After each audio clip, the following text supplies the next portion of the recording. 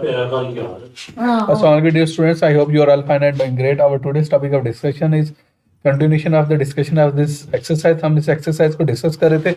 Last video में हमने MCQs discuss कर लिए थे। अब बेसिकली बच्चे इस वीडियो में हम जो शॉर्ट क्वेश्चन हैं उनको डिस्कस कर लेंगे। अब पहला शॉर्ट क्वेश्चन है सेल मेम्ब्रेन के अहम अफाल कौन से हैं, मतलब सेल मेम्ब्रेन के मेन फंक्शन कौन से हैं। सेल मेम्ब्रेन तमाम सेल्स में साइटोप्लाज्म के गिर्द एक बारीक लचकदार सेल मेम्ब्रेन होती है। आपके जितने भी क्या हो सकते हैं सेल्स है ना, कोई प्रोकैरियोटिक सेल है, यूकैरियोटिक सेल है, प्लांट सेल है, एनिमल सेल है, बैक्टीरियल सेल है, फंगल सेल है, एनी सॉर्ट ऑफ सेल, हर सेल में क्या होता है साइटोप्लाज्म के इर्द गिर्द एक मेम्ब्रेन होती है, that is called as cell membrane. Clear. अब इसके अफाल, सेल मेम्ब्रेन सिलेक्टिवली परमिएबल होती है। सिलेक्टिवली परमिएबल से मुराद कुछ सब्सटेंसेस को पास ऑन करती है, गुजरने देती है, और कुछ को नहीं गुजरने देती। अब इसके लिए हम टर्म सिलेक्टिवली परमिएबल भी यूज करते हैं, डिफरेंशियली परमिएबल भी यूज करते हैं, और सेमी परमिएबल भी टर्म यूज करते हैं। इन कोई भी टर्म हम यूज कर सकते हैं। ये सिर्फ चंद मॉलिक्यूल्स को ही गुजरने की इजाजत देती है, जबकि बहुत से मॉलिक्यूल्स को रोक देती है, कुछ को गुजरने देती है और बाकियों को क्या कर देती है, स्टॉप कर देती है। Okay, next second, Golgi apparatus eukaryotic cells में क्या अहम किरदार अदा करता है। पहली बात तो याद रखिए, जो गाल्गी अपरेटस है यूकैरियोटिक सेल में होता है, प्रोकैरियोटिक सेल में होता ही नहीं है। तो क्वेश्चन आता है यहाँ पे क्या इसका रोल है। गाल्गी अपरेटस का काम रफ एंडोप्लाज्मिक रेटिकुलम से आने वाली प्रोटीन्स में रद्दोबदल करना। रद्दोबदल से मुराद पता क्या, उसकी मॉडिफिकेशन करना। जो प्रोटीन्स आती है ना रफ एंडोप्लाज्मिक रेटिकुलम से, तो उसको मॉडिफाई करता है, और मॉडिफाई करके मेम्ब्रेन के अंदर लपेट के, और उसको क्या स्पेसिफिक थैलियों में, वेसिकल्स जिन्हें हम कहते हैं, उनमें पैकअप कर देता है, जिन्हें गाल्गी वेसिकल्स कहते हैं। इन थैलियों को या तो सेल में ही रखा जाता है या रतूबत की शक्ल में बाहर निकाला जाता है। ओके, नेक्स्ट, लाइसोसोम के अफाल में, लाइसोसोम सेल के अफाल में किस तरह मुआवन होता है, मीन के लाइसोसोम सेल के अंदर कौन कौन से रोल प्ले करता है। पहला, लाइसोसोम गाल्गी अपरेटस से बर्ड्स की शक्ल में बनते हैं। सेल फूड वैक्यूल की शक्ल में खुराक को निकलता है। अब होता पता क्या है, सेल के अंदर जो फूड को आती है ना, वो एक स्पेसिफिक वैक्यूल की फॉर्म में है, तो उसे फूड वैक्यूल कहते हैं। जब उसको निकलता है, लाइसोसोम इस फूड वैक्यूल के साथ दम हो जाता है, लाइसोसोम इस फूड वैक्यूल के साथ अटैच हो जाता है। जैसे अटैच हो जाता है तो डाइजेस्ट कर देगा फूड को। क्यों, लाइसोसोम के अंदर क्या हो सकते हैं, स्पेसिफिक एंजाइम्स होते हैं। इसमें सेल की बेकार मादों को तोड़ने वाले एंजाइम्स भी होते हैं, ओके, जो वेस्ट मटेरियल को ब्रेक कर देता है।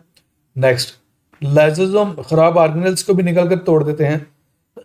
सॉरी, लाइसोसोम जो है ना खराब ऑर्गेनेल्स, जिस तरह माइटोकॉन्ड्रिया है या कोई और ऑर्गेनल है जो पुराना है या डैमेज हो गया, उसको भी क्या करता है ये, वो डाइजेस्ट कर देता है। इस तरह वो जिस्म के मुदाफ़ती निज़ाम में किरदार अदा करते हैं। ये मॉलिक्यूल्स को ज़ख़ीरा भी कर लेते हैं, जिन्हें बाद में इस्तेमाल, ये स्टोर भी करता है और बाद में यूटिलाइज कर लेता है। नेक्स्ट, कौन सा ऑर्गेनल नुकसानदेह मादों को बेज़रर बनाता है और लिपिड्स को तोड़ता है। Smooth endoplasmic reticulum. एक जनरल बात याद रखिएगा, हम कहते हैं जो स्मूथ एंडोप्लाज्मिक रेटिकुलम है ना, it is involve in the you can say metabolism of lipids. Lipids के मेटाबॉलिज्म में कौन इन्वॉल्व होता है, स्मूथ एंडोप्लाज्मिक रेटिकुलम। और सेल के अंदर मुख्तलिफ मादों की नकलो हमल का जिम्मेदार है। ये सेल में दाखिल होने वाले जहरीले मादों को जहरीला असर खत्म करने का भी काम करता है। Okay, next, smooth endoplasmic reticulum किस काम, एक मिनट क्वेश्चन देखने दें, स्मूथ एंडोप्लाज्मिक रेटिकुलम किस काम के लिए जिम्मेदार है। बात वही होगी जो लिपिड्स हैं उनकी क्या हो सकते हैं, मेटाबॉलिज्म में इन्वॉल्व होता है। और उसके अलावा ये बच्चे क्या हो सकते हैं, जो रफ एंडोप्लाज्मिक रेटिकुलम से प्रोटीन्स होती हैं उनको पैक करता है, और ये सेल्स में दाखिल होने वाले जहरीले मादों का जहरीला असर खत्म करता है। नेक्स्ट, मसल सेल्स में मौजूद स्मूथ एंडोप्लाज्मिक रेटिकुलम सुकड़ने के अमल में भी हिस्सा लेता है।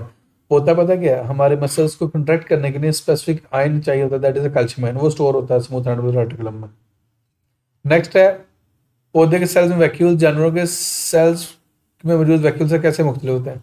सिंपल सी एक बात याद रखिएगा, जो प्लांट सेल्स होते हैं ना, उनके अंदर लार्ज सेंट्रल वैक्यूल होता है, एक ही बड़ा सा वैक्यूल होता है, जो छोटे छोटे वैक्यूल के मिलने से इंजमाम से बनता है। और उसके कंपेरिजन में जो जानवर होते हैं ना, उनके सेल्स में छोटे छोटे वैक्यूल्स होते हैं और आर्जी होते हैं। क्लियर। अब इनको रीड कर लेते हैं। पौधों के सेल्स में वैक्यूल, पौधों के अक्सर बालक सेल्स में एक बड़ा मरकजी वैक्यूल होता है, ये कई छोटे वैक्यूल के इंजमाम से बनता है। ओके, नेक्स्ट, जानवरों के सेल्स में वैक्यूल, जानवरों के सेल्स में बहुत से छोटे और आर्जी वैक्यूल्स हो सकते हैं, इनके अंदर पानी और ग़िज़ाई अज्जा होते हैं। ओके नेक्स्ट, अगर लाइसोसोम के एंजाइम सही तरीके से काम करना बंद कर दें तो क्या हो सकता है? अब ये पॉइंट्स दिए गए हैं। पहला, सेल्स के फाल में खराबी, इंपेयर्ड सेलुलर फंक्शन, सेल का प्रॉपर फंक्शन नहीं होता। नेक्स्ट, मुमकिन सेल्स की मौत मगर सेल डेथ हो सकती है। नेक्स्ट, सेलुलर रेस्पिरेशन मुतासर हो सकती है, जो सेल की रेस्पिरेशन है उसका प्रोसेस अफेक्ट हो सकता है। ओके नेक्स्ट, सेलुलर रेस्पिरेशन के लिए क्रिस्टी क्यों अहम होते हैं? क्रिस्टी इसलिए अहम होते हैं, सरफेस एरिया बढ़ जाता है, सब सरफेस एरिया बढ़ता है उसके ऊपर एक स्ट्रक्चर होता है दैट इज एटीपी सिंथेज, वो जितना एटीपी सिंथेज ज्यादा उतना एटीपी ज्यादा बनेगा। सिंपल, इसमें क्या है, सेल रेस्पिरेशन के लिए क्रिस्टी बहुत अहम है क्योंकि ये माइटोकॉन्ड्रिया की अंदरूनी तह में रेस्पिरेशन के लिए सती रकबा बढ़ाती है। ओके नेक्स्ट, क्रोमैटिन और क्रोमोसोम का आपस में क्या ताल्लुक है? मैं सिंपल बात करता हूँ, जो मैं बोलने लगा वो लिख लीजिएगा। जब बच्चे सेल डिवाइड नहीं ना कर रहा होता तो हमारे जो डीएनए होता है वो लूज थ्रेड लाइक स्ट्रक्चर की फॉर्म में होता है, धागे की शक्ल में होता है, उसे हम कहते हैं क्रोमैटिन।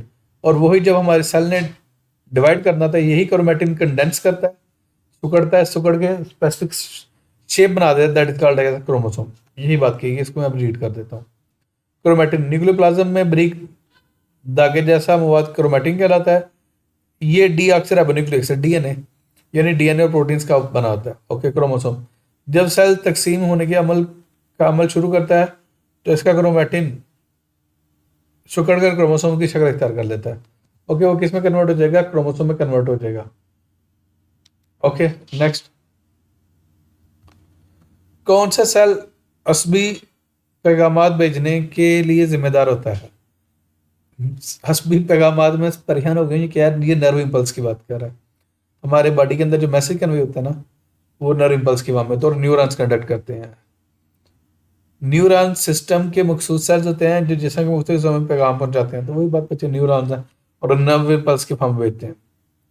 नेक्स्ट, पौधों के पत्ते मेसोफिल सेल्स का क्या काम है? ये बच्चे पौधों के जो पत्ते हैं ये फोटोसिंथेसिस करते हैं। मेसोफिल सेल्स के अफाल, मेसोफिल सेल्स फोटोसिंथेसिस के लिए मखसूस होते हैं, ये इनका मेन फंक्शन जो असल फंक्शन है। इन सेल्स में बड़ी तादाद में क्लोरोप्लास्ट होता है, जाहिर बात है क्लोरोप्लास्ट होगा तो क्लोरोफिल होगा, और क्लोरोप्लास्ट और क्लोरोप्लास्ट के अंदर जो क्लोरोफिल है वो लाइट को अब्जॉर्ब कर लेगा, तो लाइट अब्जॉर्ब हो जाएगी तो फोटोसिंथेसिस हो जाएगी। ये वही बात जो मैंने वो कर दी है। नेक्स्ट, क्वेश्चन नंबर 12, आप स्टेम सेल को किस तरह बयान करेंगे? ये ऐसा गैर मखसूस सेल जो मुख्तलिफ अक़साम के मखसूस सेल्स बनाने की सलाहियत रखता है उसे स्टेम सेल कहलाता है। नेक्स्ट, इन कीमे मुरक्कबात के नाम बताएं जो दर्ज ताकतें बनी होती हैं। सेल मेम्ब्रेन प्रोटीन और लिपिड की बनी होती है। फंजाई की सेल वाल काइटिन की बनी होती है। पौधे की सेल वाल ये सेलुलोज, हेमिसेलुलोज, पेक्टिन और लिग्निन की बनी होती है। बैक्टीरिया की सेल पेप्टाइडोग्लाइकेन की बनी होती है। राइबोसोम प्रोटीन और राइबोसोम आरएनए के बने होते हैं। हाँ, अच्छा, ये जो राइबोसोम है या वैसे बोलना चाहिए राइबोसोमल प्रोटीन और आरएनए की बनी होती है। नेक्स्ट आपके क्या से करते हैं, और ये जो इसने बोला है राइबोसोमल आरएनए, हाँ ठीक है, राइबोसोमल आरएनए ठीक है। क्रोमोसोम बच्चे प्रोटीन और डीएनए के बने हुए होते हैं। ओके नेक्स्ट, सेल की दर्जा डायग्राम को लेबल करें। ये सिंपल से बच्चे ने ये लेबल कर देनी है। ये प्लांट सेल है और ये एनिमल सेल है। लेबलिंग देख लें आप जर्नल से,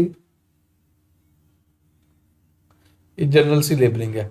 अगर आप बुक से देखेंगे तो आपको ज़्यादा आइडिया हो जाएगा।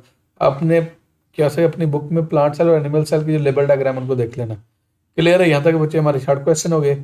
Still if you have any sort of question then you can ask in the comment section. Thank you so much.